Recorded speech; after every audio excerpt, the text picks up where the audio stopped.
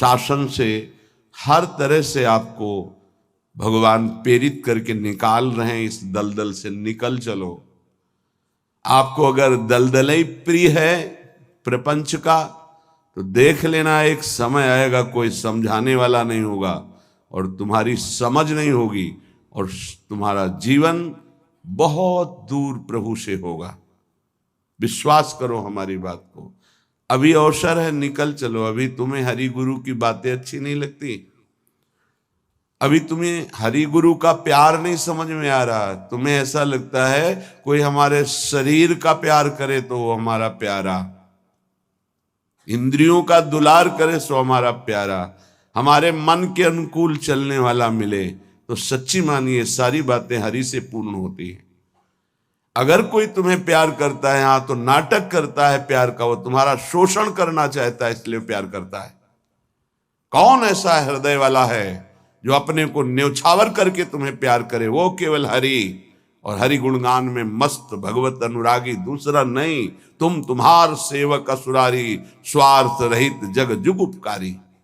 ये समझ में नहीं आता। प्यार का मतलब समझा जाता है वासनाओं का खेल हो तो प्यार, मनोरंजन हो तो प्यार, हरे मन का भंजन करके, वासना का नाश करके उपासना में प्रतिष्ठित हो जाना, इसे प्यार कहते हैं। जो अविनाशी प्रकृति से भोग कर सुखी होना चाहता है, कभी नहीं हो सकता है। शब्द याद कर लो। खाते खाते दांत टूट जाएंगे, देखते देखते आंख फूट जाएगी, शरीर नष्ट हो जाएगा, पर वासनाएं ज्यों की त्यों रहेंगी और बढ़ती चली जाएंगी। ये जो जलन होती है, यही भस्म करती वासनाओं को। सच्चे उपासना के मार्ग में चलने वाले जलन की परवाह नहीं करते, कष्ट की परवाह नहीं करते, वही उस परम पद के अधिकारी होते हैं। कल एक ने प्रश्न किया कि ऐसा कोई मार्ग बताइए जिसमें कोई कष्ट न हो, भगवत प्राप्ति हो जाए। घर बैठ जाओ। ऐसा सृष्टि में लौकिक मार्ग नहीं है तो अलौकिक मार्ग की क्या बात। अगर आपको 500 रुपये चाहिए तो लेबरी करनी पड़ेगी, 8 घंटे मजदूर बनना पड़ेगा और ठेकेदार की बातें सुननी पड़ेगी। कोई भी कार्य करो आप, क्या सहज है, क्या सुखपूर्वक है, लेकिन आप लक्ष्य जब धन रखते हैं तो बड़े से बड़े कष्ट और कटु वचन को सहते हैं। आप जब दुख से निकलने के लिए लक्ष्य बना लिया भगवत प्राप्ति, तो फिर ये मनोरंजन कैसा, यही समझ में नहीं आता। एक आदमी प्यासा होता है, पानी पिला दे, कभी अगर वो दोबारा दिखाई देता है तो नेत्र नम हो जाते हैं कि एक दिन की प्यास इसने बुझाई थी। जन्म जन्म की प्यास बुझाने के लिए नाम मिला, मंत्र मिला, उपासना मिली, उसका कोई महत्व नहीं। ये तुम्हें प्यार नहीं नजर आ रहा। जो कभी संभाषण नहीं करते थे, देखते नहीं थे, वे तुम्हें अंतर और बाहर दोनों से देख रहे, तुमसे संभाषण कर रहे हैं, ये तुम्हें प्यार नहीं समझ में आ रहा। हमारी तो यही समझ में नहीं आ रहा कि उपासक का लक्ष्य क्या है। अगर लक्ष्य नहीं है तो तुम्हें कोई भी बदल नहीं सकता, और लक्ष्य है तो तुम्हें कोई बदल नहीं सकता। दोनों बातें समझ लो। लक्ष्य नहीं है तो तुम्हें परमार्थी कोई नहीं बना सकता, और लक्ष्य है तो तुमको कोई स्वार्थी नहीं बना सकता। चाहे जितना कुसंग हो जाए, तुम्हारा परिवर्तन नहीं हो सकता, क्योंकि तुम्हारा लक्ष्य है हरि गुरु को प्राप्त करना। उपासक समझिए, एक एक कदम तुमको प्यार मिलता चला जा रहा है। जानते हो, केवल पेट भरने के लिए, शरीर में वस्त्र पहनने के लिए और वास के लिए पूरा जीवन मेहनत करते हैं लोग, तब वो प्राप्त होता है। तुम्हें आदर के साथ ये सब बिना किसी प्रयास के मिल रहा है। किस लिए? तुम भगवान के हो, प्रियालाल के हो। इस बात की तुम्हें इज्जत रखनी है कि तुम प्रभु के दास हो, उसी की सब सुविधा है। अगर दासत्व विषयों का रखोगे तो छल कर रहे हो हमारे प्रभु के साथ। ये छल तुम्हारे हृदय को ताप पहुंचा देगा, ऐसा ताप जो कहीं शांति नहीं मिलेगी। समझ में नहीं आता। मेरे प्रभु उतरते चले जाते हैं, झुकते चले जाते हैं आपको उठाने के लिए। आप ऐंठते चले जाते हैं कि आप कुछ हैं, भोगना पड़ेगा आपको आगे। शब्द याद कर लीजिए, आगे आपको प्रतिकूलता ऐसे घेरेगी कि फिर कोई बचाने वाला दिखाई नहीं देगा, वो आप क्लेशित होंगे।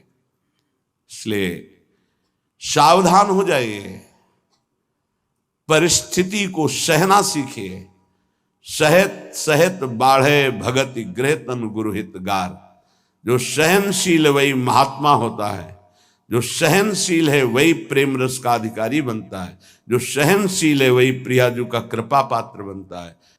प्रियाजू कृपा पे कृपा करती चली जा रही, संसार समुद्र से निकाल करके अपने महल में रखकर अद्भुत सुख दे रही। यहां जानते हो भजन का स्वरूप क्या है? रहना ही भजन हो जाता है। पर रह कहां पा रहे हो? यहां तन यहां रह रहा है मन विषयों में, मन नाना प्रकार की कामनाओं की पूर्ति में। क्या वृंदावन वास हो रहा है? ये वनवास है।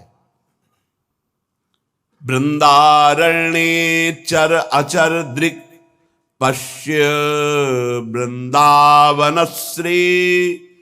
जिह्वे वृंदावन गुणगान कीर्त श्रोत्र गृह्यान।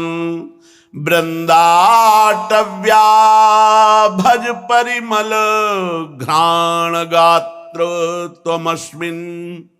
वृंदारण्ये लुठत पुलकितम कृष्णो केलिस्थलीषु।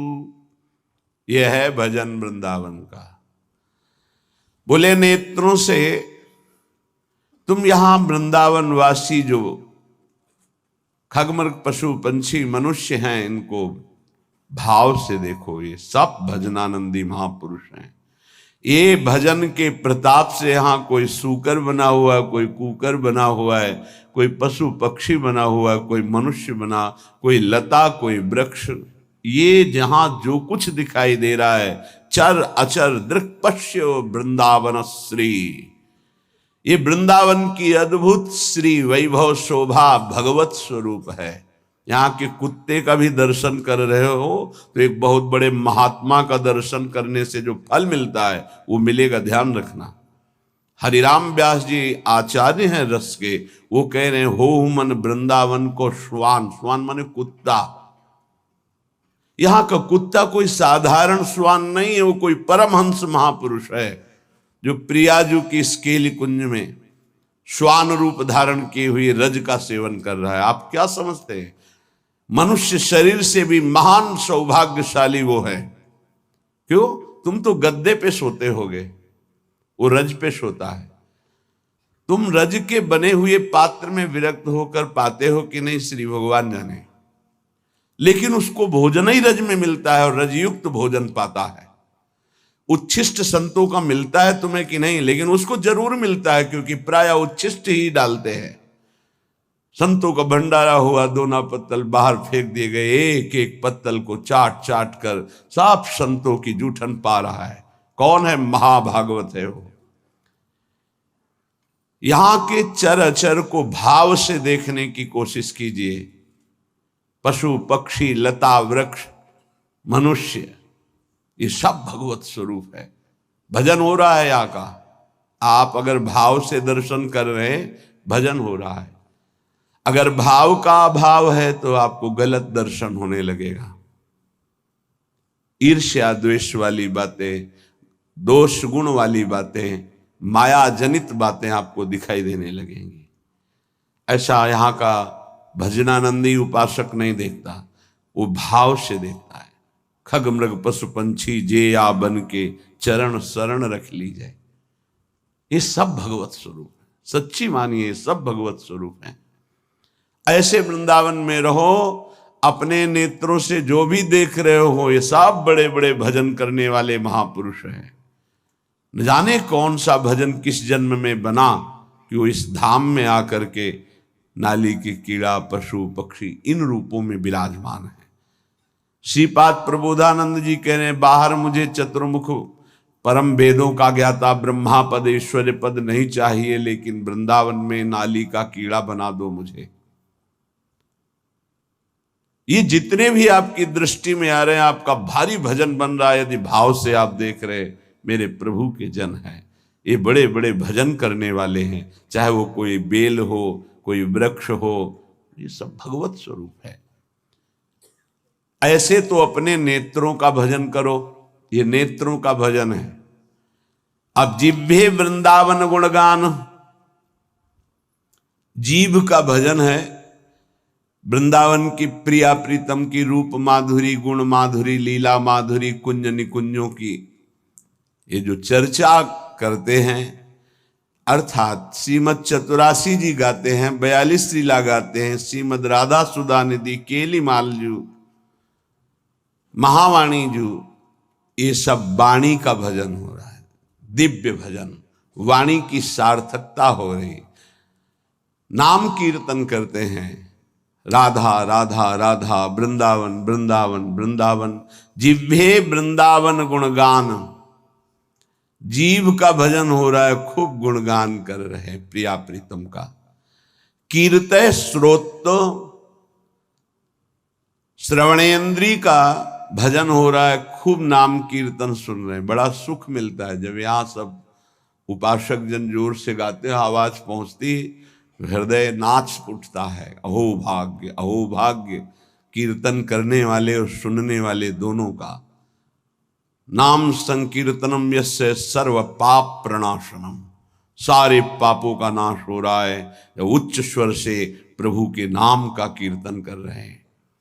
कीर्तन श्रोत्र, श्रवणेन्द्री से सुनने मात्र से प्रिया प्रीतम का प्रेम प्राप्त, ये बड़ी सामर्थ्य है कीर्तन में। गुण कीर्तन में जो पद गायन होता है, श्रवण सुनत प्रापक रति राधा पद अम्बुज सुकुमार। आप बैठे यहाँ सभा में और गुण कीर्तन हो रहा तो कृपा की वर्षा हो रही, आप भींज जाओगे।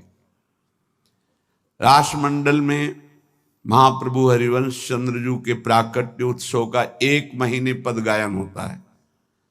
हमारी एकांतिक रुचि संन्यास वृत्ति के कारण प्रारंभ में सदगुरुदेव भगवान ने कहा कि आप सभा में क्यों नहीं जाते, तो उनका रुचि नहीं, एकांतिक रुचि रही, अकेला रहना शांत ऐसे।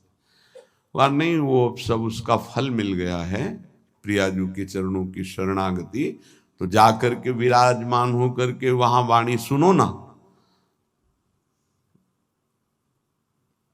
वाणी सुनने मात्र से सभा में प्रियाजू की कृपा प्राप्त होती है, बस फिर आगे प्रश्न नहीं हुआ। गुरुदेव के वचन है।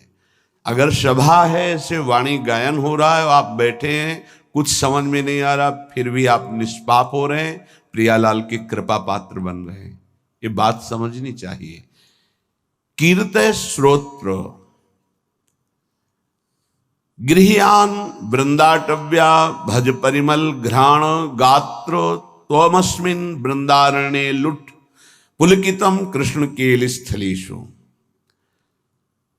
तुम श्री वृंदावन के पुष्पों की सुगंध जो प्रियालाल के चरणों में समर्पित है, वृंदावन के पुष्प, ये खास बात है।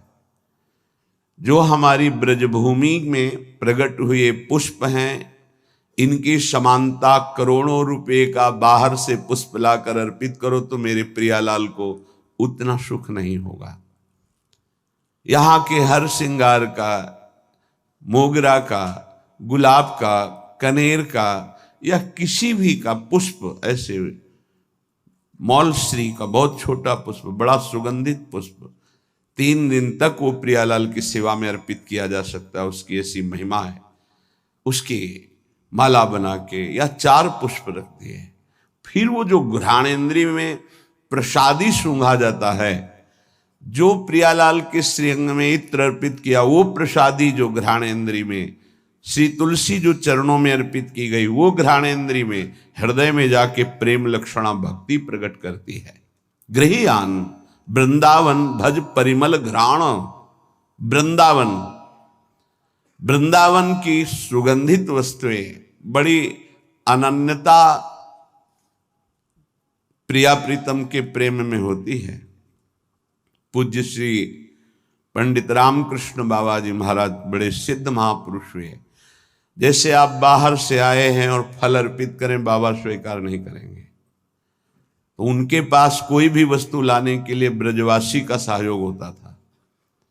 किसी ब्रजवासी को दिया, वो ब्रजवासी जब जाके देगा बाबा स्वीकार कर लेंगे। कोई भी वस्तु है ब्रजवासी के हाथ से, दंडोत बाबा ये रख दो। हम अमुक जगह से आए बाबा, ये भेंट नहीं, हटाइए। ब्रजवासी अगर प्रेम से कुछ भी तो वो स्वीकार करते। एक बहुत धनी मानी आए बाबा की सेवा करनी, बोले बात भी नहीं करना जाके। बहुत वो दैन्य हुए तो बोले अगर सेवा करनी है तो जो अनुगामी शिष्य जन थे उन्होंने कहा कि इन घरों में ब्रजवासियों के बाबा माधुकरी लेने आते हैं, इन घरों में सेवा कर दो, वो बाबा को जब देंगे तो वो स्वीकार कर लेंगे। ये थोड़ी सी वृंदावन की निष्ठा रहनी जिससे हम उस रस को प्राप्त होते हैं। गात्र तमस्मिन वृंदारण्य लुंठ, शरीर का यहां पावन होना कैसे होता है? बोले वृंदावन की रज में लोट गया ये लुंठ। तो पुलकितम कृष्ण केलिस्थलेषु, श्रृंगार रस श्री श्यामा श्याम की इस केली भूमि में जो लोट गया, 84 के चक्र से मुक्त हो गया। पहले बहुत ऐसा दर्शन होता था परिक्रमा मार्ग में, रज में, कि ऊपर के वस्त्र बाहरी जन भी आकर उतार कर लौटते थे, दंडवती करते थे। ये दुर्भाग्य है कि सुविधा हो गई इस रोड की, दुर्भाग्य है। नहीं, जो रज में परिक्रमा करने में, दर्शन में, लौटने में सुख था वो इस रोड से थोड़ी है। पर कलयुग भगवान की लीला ऐसी है कि इतना आधुनिकता बढ़ती जा रही है कि रज रानी को प्राप्त करना दुर्लभ हो गया। अगर रज रानी ले तो वृंदावन की परिक्रमा में कहां से ले? परिक्रमा तो रोड में अब हो रही है, और रोड में रज रानी कहां मिलेंगे? वृंदावन का जो शुद्ध भजन है वो इस रज की अनन्यता से जागृत होता है, वो बुद्धि से नहीं जागृत होता। जो रजोपसेवी जन है उनके हृदय में जुगल जोरी का भाव जागृत होता है। महोज्वल रसोन्मद प्रणय सिंधु निस्यंदनी, महामधुर राधिका रमण खेलना नंदिनी, रसेन समधिष्ठिता भुवन वंद्य वृंदया, चकास्तु हृदय में हरे परम धाम वृंदाटवी। उन्माद रस प्रकट करने वाली ये भूमि वृंदावन है। जो ऐसे यहां रहता है एक एक इंद्री को प्रियालाल में लगा के, महोज्वल रसोन्मद प्रणय सिंधु निस्यंदिनी, महाउज्ज्वल परम निष्काम प्रेम रस का प्रादुर्भाव होता है जो उन्माद प्रकट कर देता है।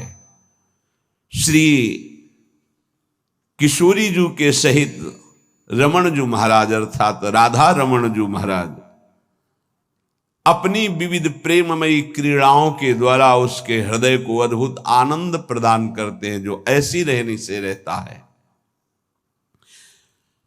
त्रिभुवन वंदनीय हो जाता है जो वृंदावन वासी है। ध्यान दीजिए, त्रिभुवन वंदनीय हो जाता है। कहते हैं कि आप नाम जप करो तो आपकी जिह्वा का रोग ठीक हो जाएगा। हर इंद्री समय बीमार है हमारी। नेत्र इंद्री गलत देखना चाहती, श्रवण इंद्री प्रपंच सुनना चाहती, वाक इंद्री प्रपंच की बातें करना चाहती, रसेंद्री सांसारिक भोग भोगना चाहती, जनेन्द्री हर इंद्री अपवित्र हो गई है। इसको इस रहनी से पावन करो। प्रियालाल को अर्पित किए हुए उच्छिष्ट का सेवन करो, प्रसाद का। नाम वाणी का गुणगान करो, नाम वाणी को सुनो, वृंदावन की रज शरीर में लगी रहे। तो महाउज्ज्वल प्रेम रस इसी से प्रकट होता है। वो त्रिभुवन वंदनीय हो जाता है। वो राधा रमण जी की महामधुर लीलाओं का रसास्वादन करता है। ऐसे परमानंद में समधिष्ठित परम धाम श्री वृंदावन हमें स्वीकार करे, अर्थात हमें आश्रय और वास देकर रहनी प्रदान करे। ऐसी रहनी से हम रहें। जन्मनि जन्मनि वृंदावन भुवि वृंदार केंद्र वंद्यायाम अपितृण गुल्मक भावे भवतु ममाशा समुल्लसाम।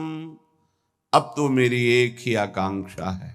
श्रीपाद प्रबोधानंद जी महाराज कहते हैं, जन्मनि जन्मनि वृंदावन भुवि वृंदार केंद्र वंद्यायाम। मैं इस वृंदावन भूमि को प्रणाम करके एक वरदान मांगता हूं कि मैं कभी मुक्त ना हो, बार बार मेरा जन्म हो इसी श्रीधाम वृंदावन में। मनुष्य शरीर के लिए नहीं कहते। अपितृण गुल्मक भावे भवतु ममाशा समुल्लासम। मुझे यहां का तृण बना दिया जाए, गुल्म बना दिया जाए, वृक्ष बना दिया जाए, क्योंकि मनुष्य बनना तो बड़ी दुर्लभ बात है। मुझे बार बार वृंदावन में जन्म मिले, चाहे घास बना दिया जाए, चाहे जो भी, पर मिले वृंदावन में।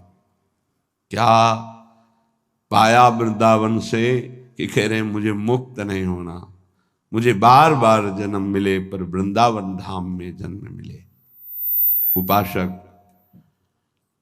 इस कृपा को देखो कि जो बड़े बड़े महापुरुष यहाँ की गुल्मलता औषधि वृक्ष पशु पक्षी बनना चाहते हैं, तुम्हें मानव देह में वृंदावन मिला है। क्या तुम्हें प्रियाजू की कृपा नहीं दिखाई दे रही?